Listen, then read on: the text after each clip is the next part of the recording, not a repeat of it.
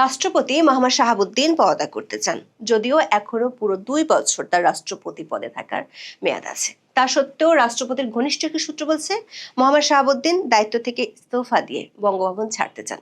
ইতিমধ্যে বিষয়টি বিএনপি ও সরকারের শীর্ষ মহলকে তিনি অনানুষ্ঠানিকভাবে জানিয়েছেন। তবে বিএনপির একটি সূত্র বলছে রাষ্ট্রপতির দায়িত্বে থাকতে না চাওয়ার বিষয়ে বিএনপি ও সরকারের শীর্ষ মহল থেকে এখনো কোনো প্রতিক্রিয়া জানানো হয়নি। বিএনপি এই মুহূর্তে রাষ্ট্রপতি মোহাম্মদ শাহাবুদ্দিনের সরে যাওয়া বা ওই পদে পরিবর্তনের চিন্তাও করছে না। এমনকি রাষ্ট্রপ্রধানের পদ পরিবর্তনের প্রশ্নে সরকারের নীতি নির্ধারণী পর্যায়ে এখনো তেমন একটা আলোচনা হয়নি বলেই সংশ্লিষ্ট একাধিক সূত্রে জানা গেছে। এর মধ্যে অধ্যাপক ইউনূসের আমলে রাষ্ট্রপতির বঙ্গভবনের বাইরে যাওয়া নিয়ে যে অলিখিত নিষেধাজ্ঞা ছিল, সেটি থেকে মুক্তি পেয়ে 2024 সালের 5 আগস্টের পর প্রথমবারের মতো স্ত্রীকে নিয়ে বিদেশ সফরে যাচ্ছেন রাষ্ট্রপতি মোহাম্মদ শাহাবুদ্দিন। চিকিৎসা ও নিয়মিত স্বাস্থ্য পরীক্ষার উদ্দেশ্যে তিনি আগামী 9 মে লন্ডন সফরে যাবেন। চিকিৎসা শেষে আগামী 17 মে দেশে ফেরার কথা রয়েছে রাষ্ট্রপতির। প্রশ্ন হলো, অন্তর্বর্তী সরকার আমলের গৃহবন্দিত্ব আর অপমানের জীবন কাটিয়ে যে ভালো আছেন, সেটি রাষ্ট্রপতি কিছুদিন আগে বাংলাদেশের একটি গণমাধ্যমকে সাক্ষাৎকারে বলেছেন। বিএনপি সরকার ইউনূসের আমলে কেড়ে নেওয়া কিছু সুবিধাও রাষ্ট্রপতি দপ্তরে ফেরত দিয়েছে। তারপরও কেন রাষ্ট্রপতি দায়িত্ব ছেড়ে দেওয়ার কথা ভাবছেন? রাষ্ট্রপতির ঘনিষ্ঠ সূত্রে জানা গেছে, রাষ্ট্রপতির এই চলে যাওয়ার পেছনে 3টি কারণ কাজ করছে। বিস্তারিত জানতে চলুন যাওয়া যাক বিশ্লেষণে।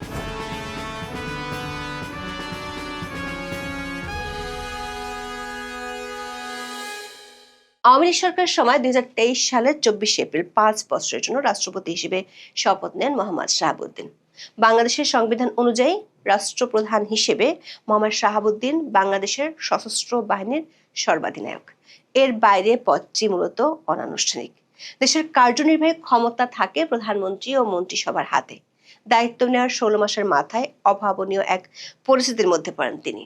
কোটা সংস্কার আন্দোলনে আওয়ামী লীগ সরকারের পতন ঘটে। তখনকার প্রধানমন্ত্রী শেখ হাসিনা চলে যান ভারতে। আওয়ামী লীগ সরকার পদত্যাগের পর মোহাম্মদ শাহাবুদ্দিনের অবস্থান বেশ গুরুত্ব পেয়েছিল।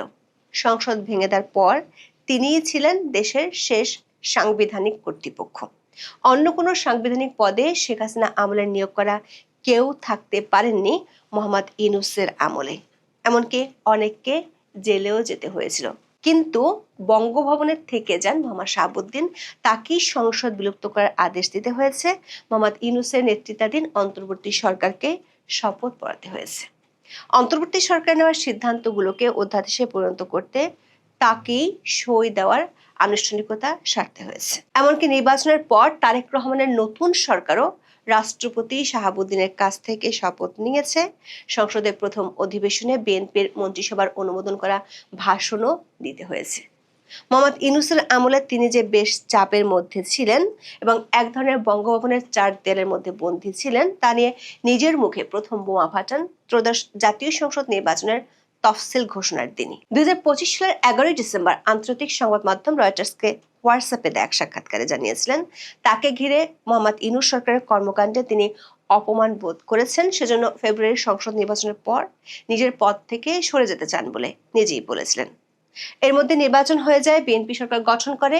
এরপর গত 20 ফেব্রুয়ারি দৈনিক কালের কণ্ঠকে দেয়া এক সাক্ষাৎকারে ইউনূস সরকারের আমলে কিভাবে তাকে মানসিক চাপের মধ্যে রাখা হয়েছিল সে কাহিনীগুলো তুলে ধরেন। তিনি জানিয়েছিলেন, মোহাম্মদ ইউনূসের নেতৃত্বাধীন সরকার যেমন তাকে অপসারণের চেষ্টা চালিয়েছিল, তেমনি বিদেশ সফর আটকানো, কূটনৈতিক মিশন থেকে ছবি নামিয়ে ফেলা, প্রেস উইংকে অপসারণের মতো ঘটনাও ঘটিয়েছে। এর মধ্যে 12 ফেব্রুয়ারি অনুষ্ঠিত জাতীয় সংসদ নির্বাচনের বড় বিজয় নিয়ে বিএনপি সরকার গঠনের পর থেকেই রাষ্ট্রপতি পরিবর্তন প্রশ্নে নানা আলোচনা শুরু হয়েছিল বাংলাদেশের রাজনীতিতে। এমনকি বিএনপির কারা রাষ্ট্রপতি হতে পারেন এমন অনেক নাম দিয়ে খবরও প্রকাশিত হয়েছিল সংবাদ মাধ্যমে। সামাজিক মাধ্যমেও ছিল অনেক নাম নিয়ে আলোচনা। দলটির নেতা কর্মীদের অনেকের ধারণা করেছিলেন রাষ্ট্রপতি পদে পরিবর্তন আসতে পারে, যদিও নির্বাচিত রাষ্ট্রপতি হিসেবে তার মেয়াদ রয়েছে 2028 সালের এপ্রিল মাস পর্যন্ত। তবে এসব কিছু আলোচনার মধ্যেই সীমাবদ্ধ ছিল। রাষ্ট্রপতি মোহাম্মদ শাহাবুদ্দিন তার আগেই বলেছেন, নির্বাচিত বিএনপি সরকার চাইলে তিনি সরে যাবেন। এক সাক্ষাৎকারে রাষ্ট্রপতি দাবি করেছিলেন, তার দুঃসময়ে বিএনপির সহযোগিতা ছিল শতভাগ। বিএনপির পক্ষ থেকে মোহাম্মদ শাহাবুদ্দিনকে সরিয়ে দলীয় কোনো রাষ্ট্রপতি নির্বাচনের উদ্যোগ নিতে দেখা যায়নি। রাষ্ট্রপতির পক্ষ থেকে গণমাধ্যমে অন্তর্বর্তী সরকারের আমলে প্রেস উইং এবং কয়েক দফা বিদেশ সফর বাতিলের কথা জানানো হয়েছিল। গত 24শে ফেব্রুয়ারি সরকার রাষ্ট্রপতির প্রেস সচিব হিসেবে আবারও সরার আলমকে নিয়োগ দেন। পরের মাসে উপ প্রেস সচিব এবং সহকারী প্রেস সচিবও নিয়োগ দেওয়া হয়। নিয়ম অনুযায়ী 12ই মার্চ ত্রয়োদশ জাতীয় সংসদের প্রথম অধিবেশনের প্রথম দিনে রাষ্ট্রপতি ভাষণ দেন। তবে সেদিন জাতীয় সংসদে এক নজিরবিহীন ও উত্তপ্ত পরিস্থিতির সৃষ্টি হয়েছিল। রাষ্ট্রপতি মোহাম্মদ শাহাবুদ্দিন অধিবেশন কক্ষে প্রবেশ করার পরপরই বিরোধী দল জামাত ইসলাম এবং জাতীয় নাগরিক পার্টি এনসিপি সংসদ সদস্যরা দাঁড়িয়ে বিক্ষোভ দেখিয়েছিলেন।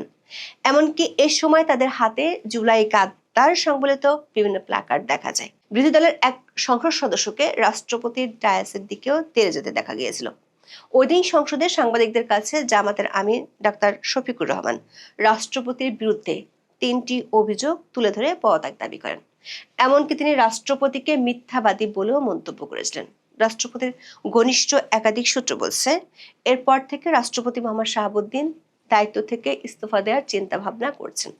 অন্ততপক্ষে 2বার বিএনপির শীর্ষ পর্যায়ের সাথে অনানুষ্ঠানিক আলোচনায় তিনি এমন ইচ্ছার কথা জানিয়েছেন। বঙ্গভবনের সূত্রগুলো বলছে 3টি কারণে তিনি দায়িত্ব থেকে সরে যেতে চান। একটি হলো ইউনূস আমলে বিদেশি মিশন ও দূতাবাস থেকে তার ছবি সরিয়ে ফেলা হয়েছিল।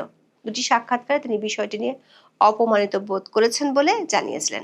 সরকারের হাইকমান্ডের কাছে তিনি এই ব্যাপারে ব্যবস্থা নেয়ার অনুরোধ করেছিলেন, কারণ আইনি বাধ্যবাধকতা নয়, প্রেসিডেন্ট হিসেবে রাষ্ট্রপতির ছবি বিদেশি মিশন ও দূতাবাসগুলোতে থাকে, কিন্তু এটি নিয়ে এখনো পর্যন্ত কোনো ব্যবস্থা নেয়নি বিএনপি। অবশ্য ইউনূসের আমলে রাষ্ট্রপতির বিদেশ যাওয়ার উপর যে অদৃশ্য নিষেধাজ্ঞা ছিল সেটি থেকে মুক্তি মিলছে তার।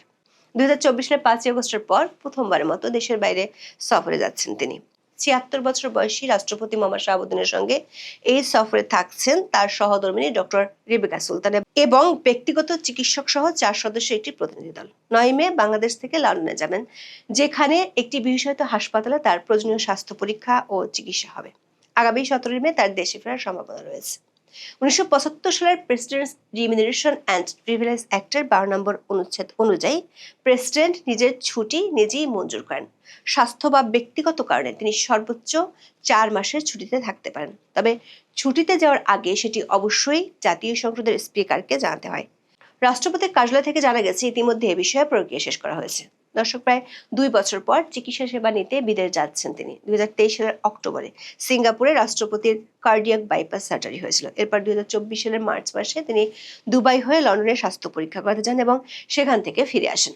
এরপর আর তিনি চিকিৎসা নিতে বা নিয়মিত চেক আপ করাতে দেশের বাইরে যাননি। বলা ভালো, যেতে পারেননি। ইউনূস সরকার আমলে চিকিৎসার জন্য বিদেশ যাওয়ার অনুমতি চাইলেও তা পাননি। তখন ইউনূসের দপ্তর থেকে বলা হয়েছিল, যদি প্রয়োজন হয় বিদেশ থেকে চিকিৎসক আনার ব্যবস্থা করবেন, তবু বিদেশে যাওয়া যাবে না। লন্ডনের কেমব্রিজ পার্কওয়ে হাসপাতাল সহ বিদেশে চিকিৎসার অ্যাপয়েন্টমেন্ট থাকা সত্ত্বেও তাকে যেতে দেওয়া হয়নি। এটিকে তিনি মানসিক পীড়ন ও রাজনৈতিক উদ্দেশ্য পূরণ বলে মন্তব্য করেছিলেন। দর্শক, রাষ্ট্রপতি যে পদত্যাগ করতে চান তার পিছনে রাষ্ট্রপতির ঘনিষ্ঠ সূত্রগুলো দ্বিতীয় কারণ হিসেবে যা বলছে সেটি হলো অন্তর্বর্তী সরকারের আমলে ব্যাপক চাপের কারণে অনিচ্ছা থাকা সত্ত্বেও অনেক অধ্যাদেশে রাষ্ট্রপতিকে স্বাক্ষর দিতে হয়েছিল। এমনকি কিছু অধ্যাদেশ নিয়ে তিনি ওই সময় আপত্তি জানানো সত্ত্বেও ইউনূস সরকার সেগুলো জারি করেছিল। কিন্তু বিএনপি সরকার এর মধ্যে কিছু অধ্যাদেশ সংসদে পাশ করেছে যেগুলো নিয়ে রাষ্ট্রপতি আগেই আপত্তি জানিয়েছিলেন। সংবিধানের 80 অনুচ্ছেদ অনুযায়ী সংসদে কোনো বিল গৃহীত হলে সম্মতির জন্য তা রাষ্ট্রপতির নিকট পাঠাতে হয়।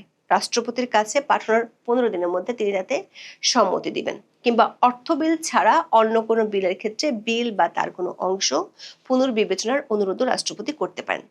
যদি তা করেন তাহলে সেটি আবার সংসদে তুলতে হয়। তবে সাংবিধানিক প্রক্রিয়াটি সরকার পক্ষ না চাইলে অনুসরণ করার সুযোগ খুবই কম। রাষ্ট্রপতির ঘনিষ্ঠজনরা বলছেন, বিরোধী দলের পক্ষ থেকে জাতীয় সংসদে সাংবিধানিক সর্বোচ্চ পদে আসীন ব্যক্তি সম্পর্কে যেভাবে বাজে মন্তব্য করা হচ্ছে তাতে তিনি অসন্তুষ্ট। সবশেষ 30 এপ্রিল সংসদে দাঁড়িয়ে রাষ্ট্রপতি মোহাম্মদ শাহাবুদ্দিনকে অপসারণ ও গ্রেপ্তারের দাবি জানিয়েছেন বিরোধী দলীয় চিফ হুইপ নাহিদ ইসলাম। রাষ্ট্রপতির দপ্তরের একজন কর্মকর্তা বলেছেন, নাহিদ ইসলামের সংবিধান বিষয়ে ন্যূনতম জ্ঞান থাকলে তিনি রাষ্ট্রপতিকে গ্রেপ্তারের কথা সংসদে বলতে পারেন না।